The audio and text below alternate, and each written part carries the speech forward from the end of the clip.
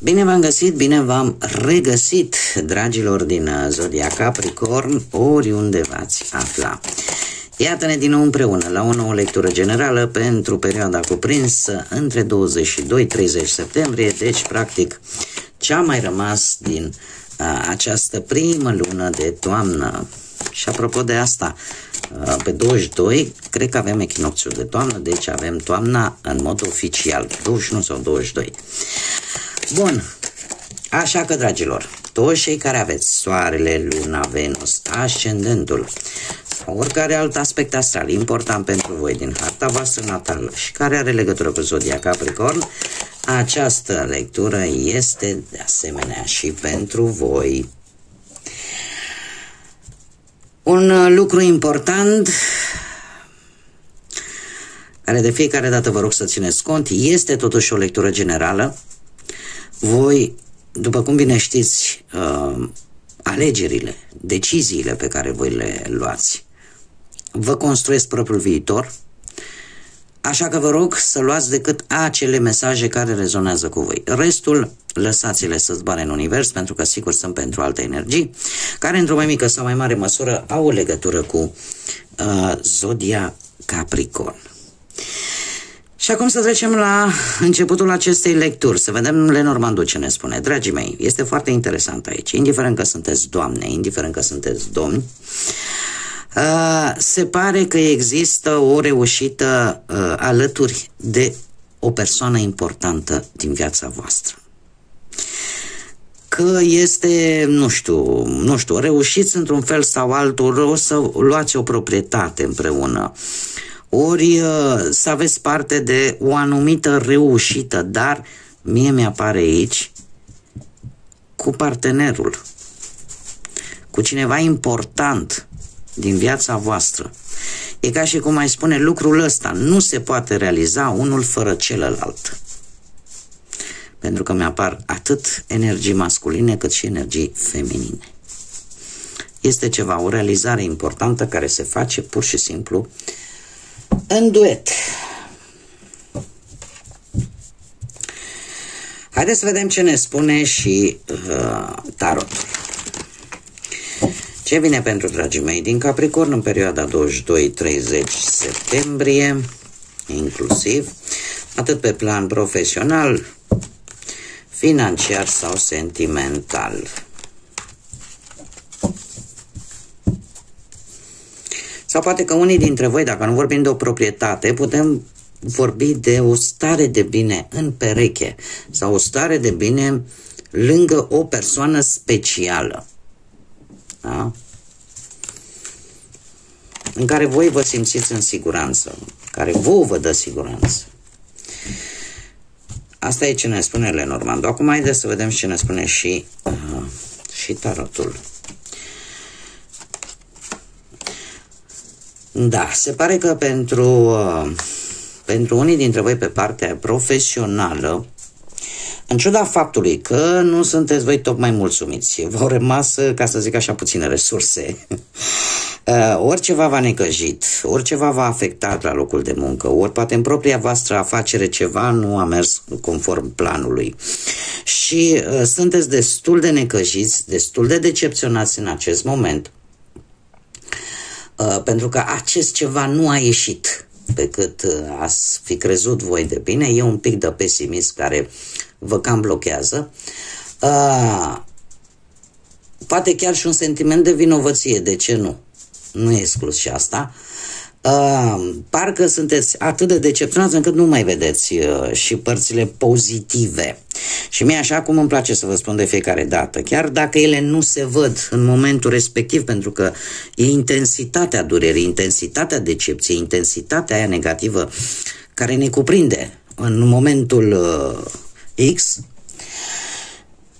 se pare că la voi nu este, se confirmă ideea pe care o susțin și aceea că de multe ori dintr-un lucru aparent negativ sau foarte negativ pot veni și lucruri bune. În timp este adevărat, că e timpul mai scurt, că e timpul mai lung, dar ele vin, pentru că nimic nu este întâmplător, dragilor, în viața asta. Cel puțin asta este lema mea de viață. Acum avem zodia Scorpion. Ori avem pe cineva o energie din zodia Scorpion care vine într-un fel sau altul și te ridică de jos. Și, nu știu, poate că îți dă o idee nouă. Poate că vine cu schimbări favorabile în mediul în care tu îți desfășori activitatea. Și aceste schimbări favorabile pur și simplu schimbă toată scena. Da? Și cumva relațiile încep să devină relativ mai bune cu șefii, cu colegii, cu asociații. Este de fapt o schimbare importantă care vine în viața voastră. E adevărat că este ceva care vine foarte brusc. Poate să vie cu energia unui personaj care are legătură cu zodia Scorpion, sau dacă voi aveți un ascendent în Scorpion, e posibil ca, chiar voi, pur și simplu, să renașteți. Să apară această influență a Scorpionului, care este o energie foarte regeneratoare, care trece peste tot ceea ce este greu și renaște practic din propria cenușă, din tot nămolul ăla de acolo, șterge frumos rănile și continuă mai departe. Pentru că, dragilor, trebuie să vă spun, sfârșitul lui septembrie pentru voi, indiferent că poate în acest moment sunteți un pic strânși cu ușa, sunteți un pic supărați, necăjiți de ceva ce s-a întâmplat, voi veți fi stabili din punct de vedere profesional cu acest 4 de bâte. Orică îți vei îndeplini în sfârșit un obiectiv, dar în urma acestei schimbări bruște care apare în această perioadă. Și asta se pare că e o schimbare pozitivă. E ca și cum ai zice, trebuia să se întâmple asta ca în sfârșit lucrurile să se schimbe. Da? Cam așa s-ar spune. Și cu acest 4 de bâte mi-mi vorbește că tu poți să-ți îndeplinești, cum am mai spus, un obiectiv, să apară îmbunătățiri la locul de muncă și, dacă ești în căutare de job, să găsești în sfârșit ceva de muncă și atunci tot greul ăsta ușor va trece. Haideți să mergem mai departe și să vedem cu bănuții. Da, se pare că implicit această durere a voastră este legată cumva munca cu banii, ceea ce nu e nimic nou până la urmă, dar eu văd aici pe partea banilor am într-adevăr acest 3 de spade care îmi vorbește de ori o investiție care nu a ieșit, ori o alegere nu tocmai inspirată pe care ați făcut-o voi, legată de bani și care nu v-a adus beneficiul care trebuia.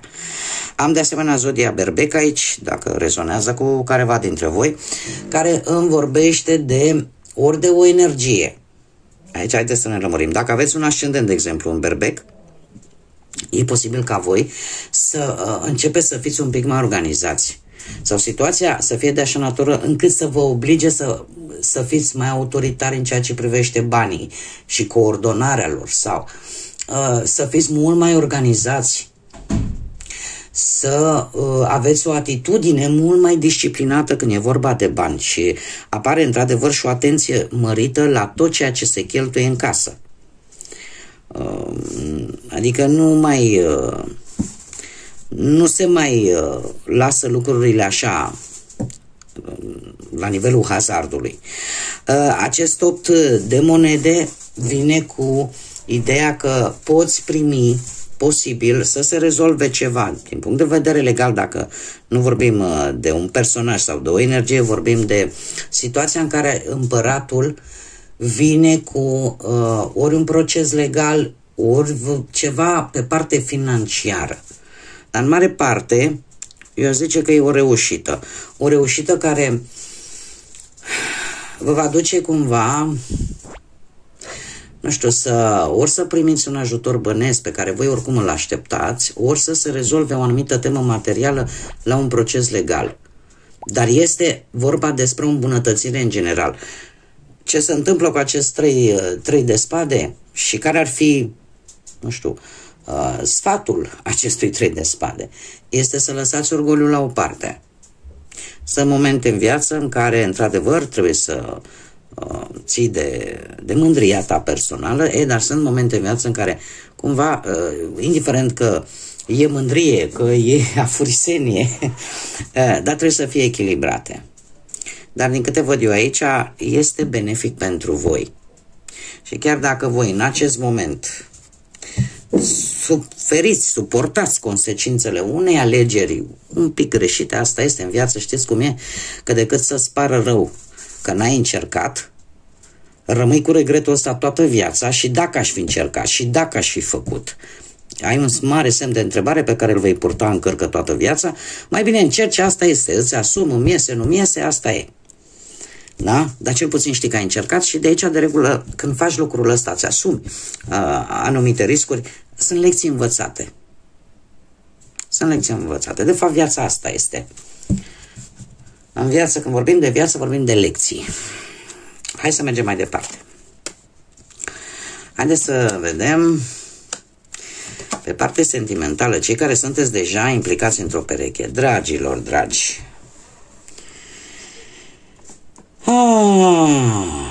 aici cineva ține cu dinții de ceva ce n-ar trebui.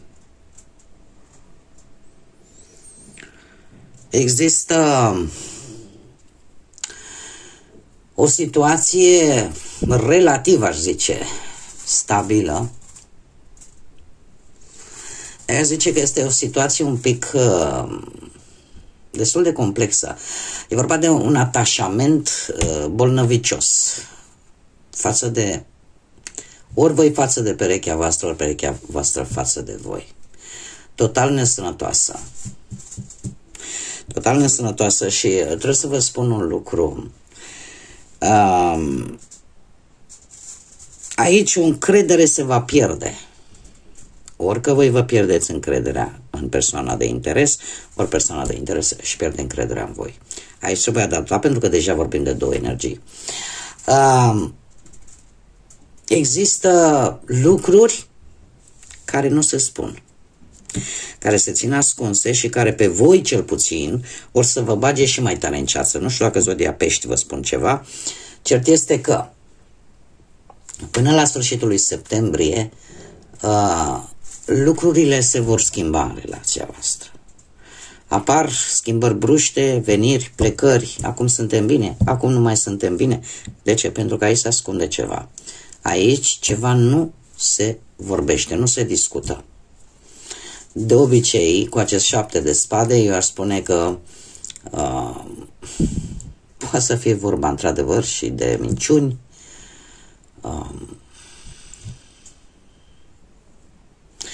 eu aș mai zice că nu știu dacă voi sau persoana voastră de interes va fi într-o stare de așteptare. De ce? Pentru că, într-un fel sau altul, e ca și cum ai zice, aștept să văd dacă se schimbe, dacă se îmbunătățesc lucrurile. Lucrurile nu se vor îmbunătăți. Din păcate. Cu luna aici nu se vor îmbunătăți. Există într-adevăr și ceva intuitiv care vă spune că lucrurile, ceva acolo nu merge. V-am trebuie să vă gândiți neapărat, domne, mă înșală. Bă, că poate să fie lucrul ăsta? Da. Poate să fie. Dar poate să fie și altceva. Poate să fie, nu știu, o nemulțumire. Poate să fie pur și simplu rutină. Poate să fie cu totul și cu totul altceva. Nu știu de ce lumea de fiecare dată când apare această carte și mai ales dacă apare și lângă treiul de cupe, gata, domne, ăsta este ce să mai m-a înșelat. E posibil și asta, nu zic nu. Într-o anumită conjunctură e posibil și acest lucru. Dar asta nu e o regulă de bază.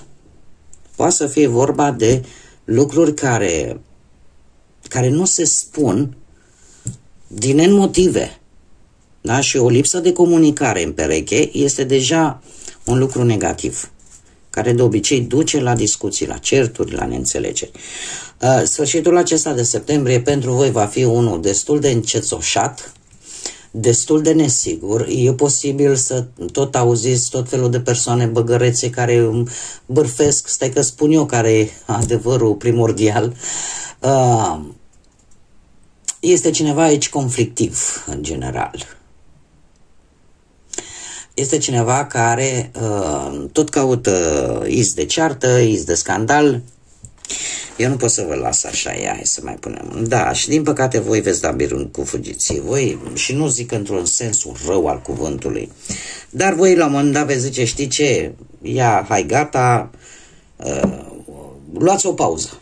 Pur și simplu, cu acest 6 de spade, asta undeva la începutul probabil al lui octombrie, pentru că vă dați seama că treceți deja, ați intrat deja într-o perioadă de tranziție destul de dură și sunteți conștienți că ceea ce va urma va fi o schimbare majoră, care va cere timp de acomodare. Voi, într-adevăr, unii dintre voi trebuie să vă spun acest lucru, e posibil să aveți parte de o tristețe în urma unei separări. Asta este. Eu nu sunt aici să vă spun ceea ce vor urechile voastre să audă, eu sunt aici ca să vă spun ceea ce cărțile mie mi-arată.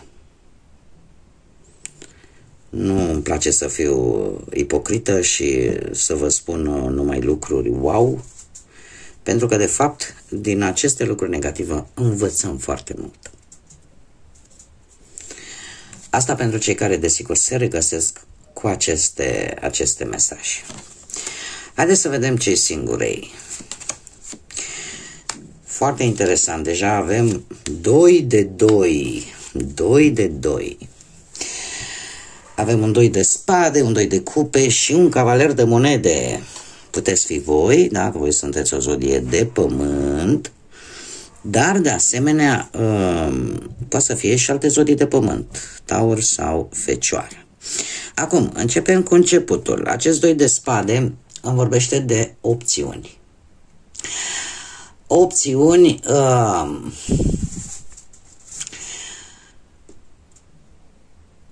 aveți 2 variante, ca să zic așa, de unde să alegeți pe cineva.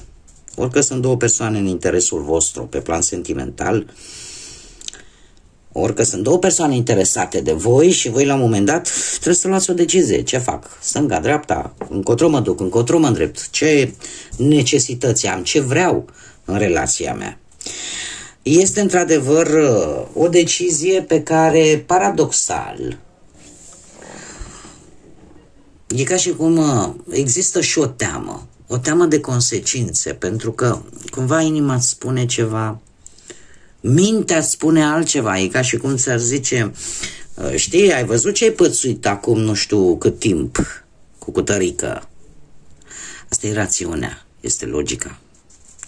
Inima, pe de altă parte, vine și îți spune, ai văzut ce frumos e, ai văzut că te iubești, ai văzut, uite că în sfârșit poți să simți că trăiești în sfârșit. Deci este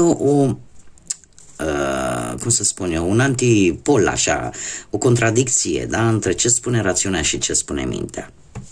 Dar ce este și mai interesant e că totuși e posibil ca unii dintre voi, în interiorul vostru, totuși există anumite probleme interne, care de fapt astea, într-un fel sau altul, vă împiedică să luați decizia mult mai ușor. E ceva acolo, încă o rană care nu e vindecată complet, legată de vreo relație. Avem totuși un 2 de cupe, un 2 de cupe care mie îmi vorbește despre, într-adevăr,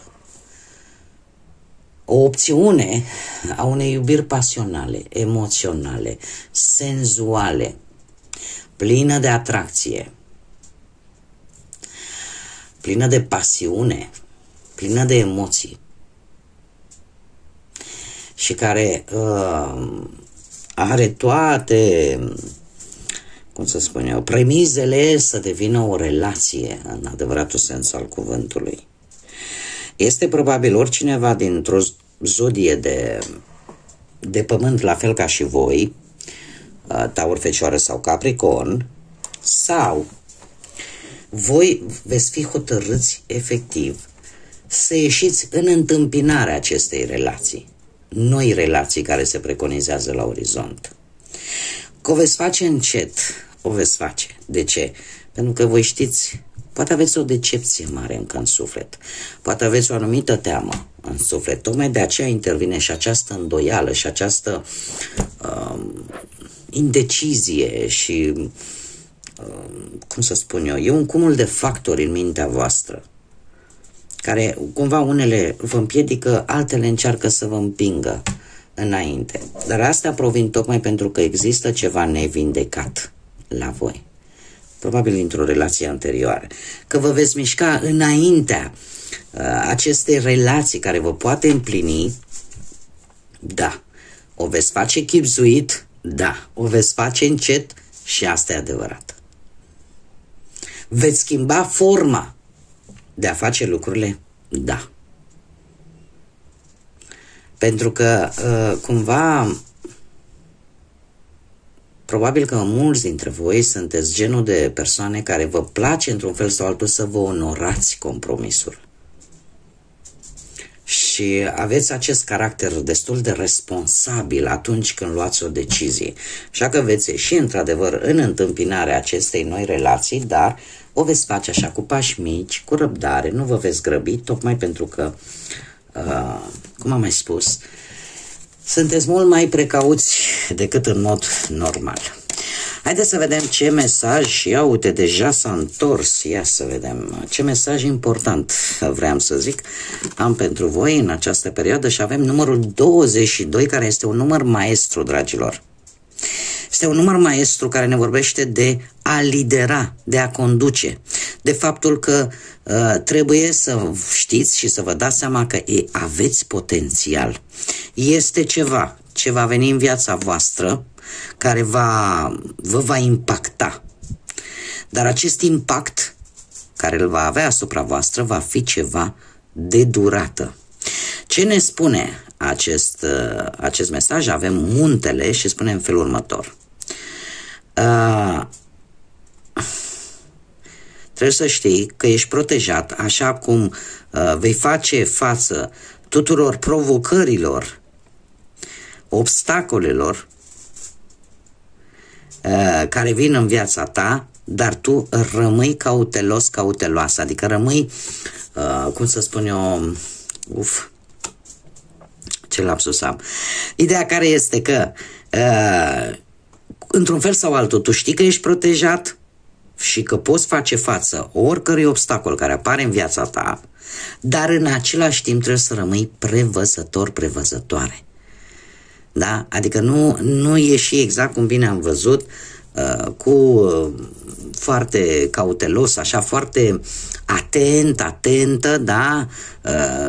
Le vei lua pendelete fără să te grăbești și vei da dovadă de foarte multă precauție. Bun, dragilor, cam atât am avut pentru voi astăzi. Eu oricum vă doresc ca acest final de septembrie să fie unul cât mai bun, cât mai plin de tot ce vă doriți voi. Și înainte de a încheia această lectură, așa cum am făcut-o la celelalte zodii, o fac și la voi. Nu mai dezvolt subiectul pentru că deja nu își mai dau prea mare importanță unei persoane care nu merită, decât atât am vrut să spun, în urma unei experiențe neplăcute cu cineva aici pe canal. Vă sugerez eu ceva, nu știu, poate chiar un sfat. Dacă vrei să-l urmați, de bine, nu vreți, este fiecare cu decizia lui. Nu oblig pe nimeni. Dragii mei, în orice situație, dacă nu puteți ajuta pe cineva, nu puteți face un bine, cel puțin nu faceți rău. De ce? Pentru că, nu știu, pe câte canale vă explic acest lucru și nici eu nu-l fac, de ce să fiu ipocrită de fiecare dată, dar acum simt nevoia că trebuie să-l explic. Când vorbim de karmă, vorbim de acea energie pe care noi o emanăm în univers.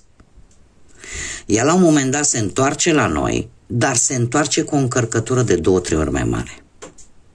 Asta ce înseamnă? Că ceea ce noi eliberăm în univers, aia vom primi. E exact cum îmi place mie să spun, nu poți să semeni grâu și să culegi porumb, că n-ai cum. Așa că, dragilor, dacă vreți să țineți cont de acest mic sfat al meu, nu puteți face un bine cuiva, cel puțin nu-i faceți rău, nu-l îngreunați și mai mult, indiferent de ce situație vorbim. Bun, eu oricum vă doresc tot binele din lume, vă doresc să aveți cât mai multă lumină în suflete, în gânduri. Poate într-un fel sau altul ceva se schimbă în lumea asta mare, pentru că vedem bine câtă agitație este pe plan mondial și toată această energie să încercăm așa să o schimbăm încet, încet în ceva pozitiv. Până data viitoare, când ne vom reîntâlni la o nouă lectură, tot binele din lume și, desigur, să fiți iubiți, dragilor!